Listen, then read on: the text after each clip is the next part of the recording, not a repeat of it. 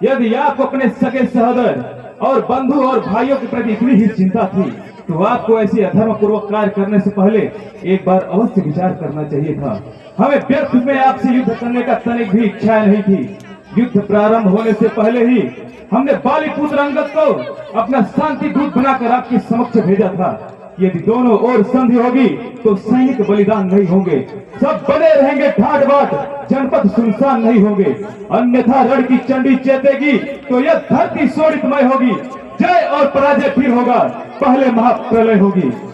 बच्चे अनाथ हो जाएंगे, बहुएं विधवा हो जाएंगी, लाखों बच्चों की माताएं घर घर कोहराम मचाएंगे। परंतु वाद के दुष्ट बुद्धि ने अपने तनिक सी इच्छा की पूर्ति के लिए अपने सगे संबंधियों को इस रण चंडिका की यज्ञ आहुति में समस्त भाइयों और बंधुओं को बलि चढ़ा दिया।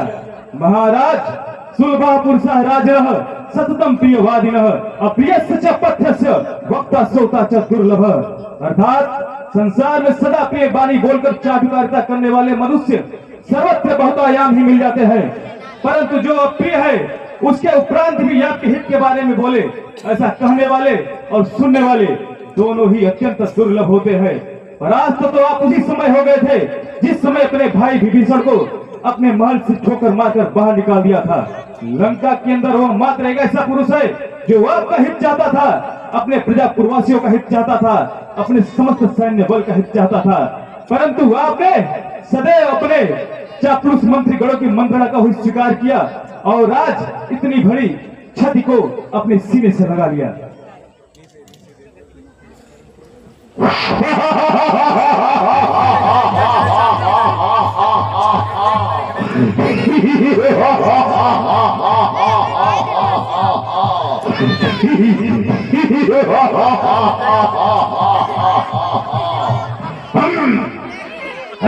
बन बन भटकने वाला भिखारी लंकापति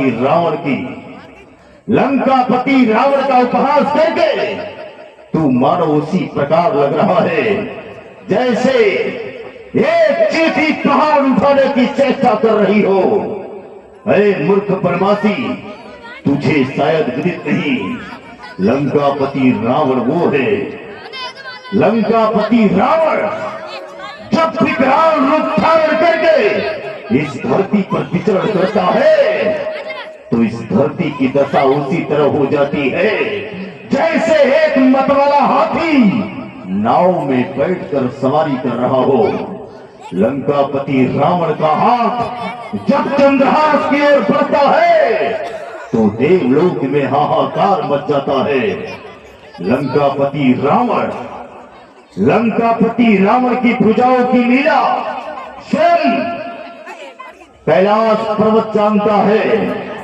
लंकापति रावण की छातियों की कठोरता 10 दिशाओं के गजराज जानते हैं। जिन हाथियों के दांत इन छातियों से टकरा टकरा कर चूर हो गए हैं।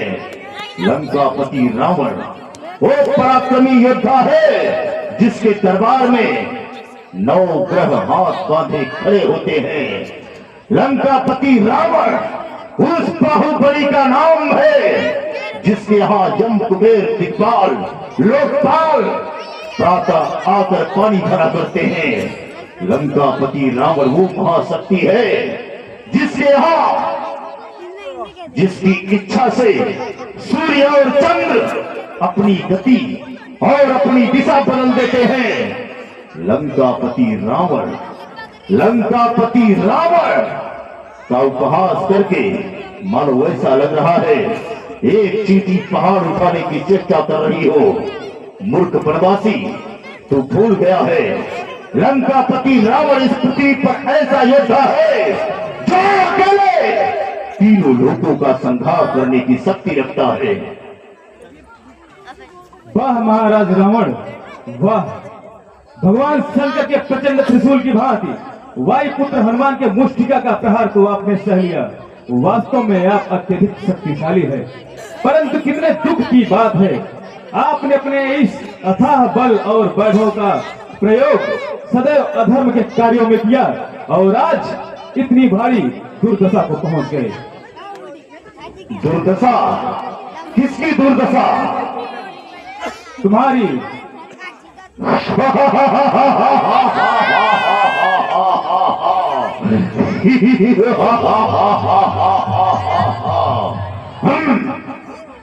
बन भटकने वाला भिखारी, लंकापति रावण के बारे में इतनी सोचने की आवश्यकता नहीं। तू सिर्फ अपने बारे में सोच, क्योंकि अब तक तुमने लंका में आकर जो उत्पात मचाया है,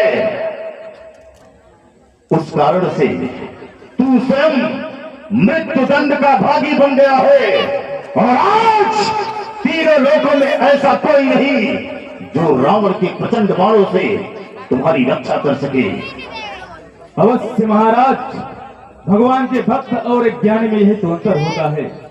भक्त अनपढ़ हो, मूर्ख हो, किंतु हृदय का सच्चा और मन का सरल होता है। परंतु ज्ञानी तुम्हारे जैसा दुष्ट भी हो सकता है। जिसके हृदय में अधर्म और कपट होता है, उसकी अवस्था तुम्हारी जैसी होती है। जिसे स्वयं लंका के स्वर्ण सिंहासन पर बैठने के उपरांत भी जीवन की अपूर्णता का कांटा चुभ रहा है। तुम्हारे जैसे हर दुराचारी को एक दिन यह आभास हो जाता है कि उसका अंत निकट आ गया है। तब वो एक घायल सांप की भांति सुरक्षा की बिल ढूंढता फिरता रहता है, परंतु दुर्भाग्यवश उसे कहीं भी सुरक्षा नहीं मिलती। यही अवस्था इस समय तुम्हारी है। तुम्हारे हृदय में इस समय पीड़ा, चिंता और शोक है, और कुछ भी नहीं है। इसलिए सांप के कांटे की भांति चुभन चुभ रही है, और इसको तुम्हारा मन स्वयं मानने के लिए तैयार नहीं है। दशानन, इसी अवस्था का नाम दुर्दशा है।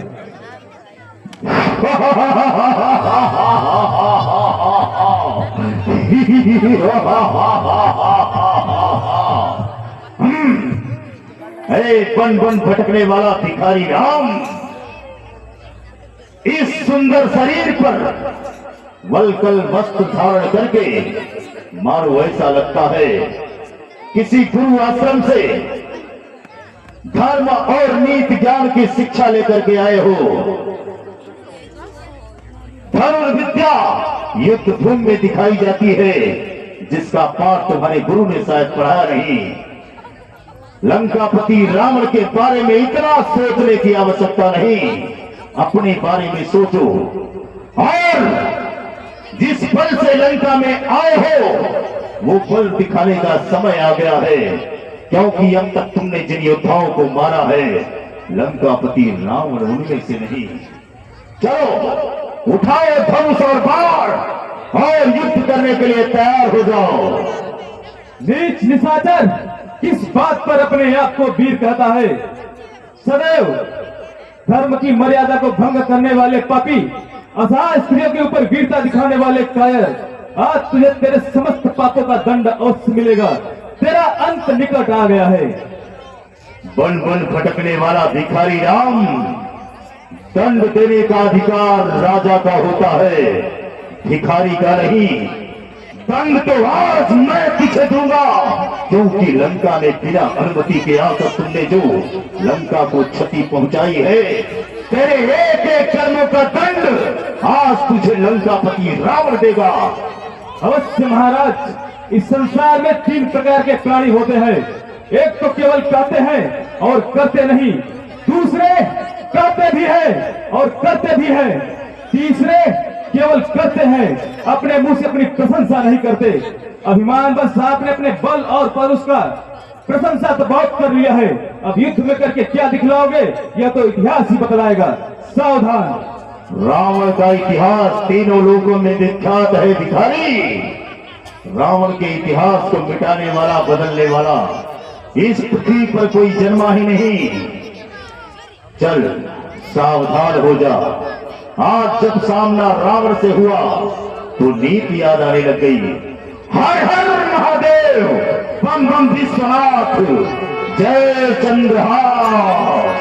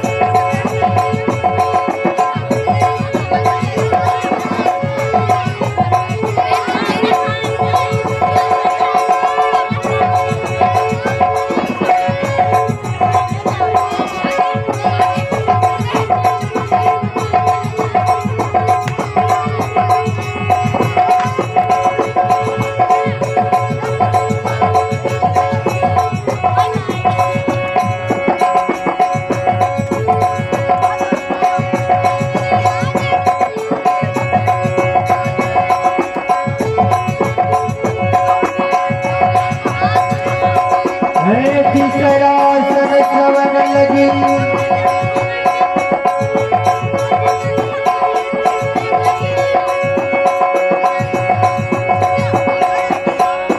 सारे शरीर की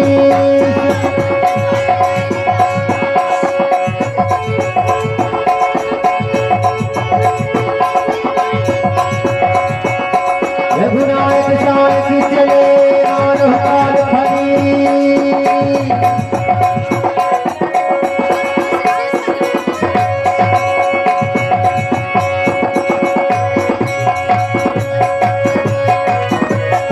ये साल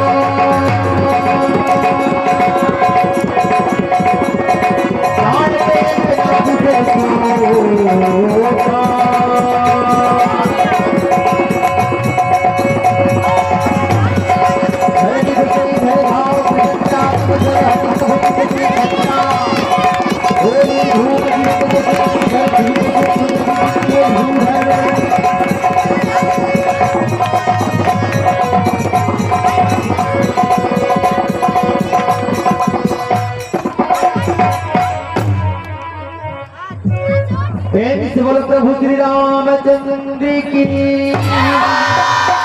प्रभु श्री रामचंद्र की लक्ष्मण कुमारी की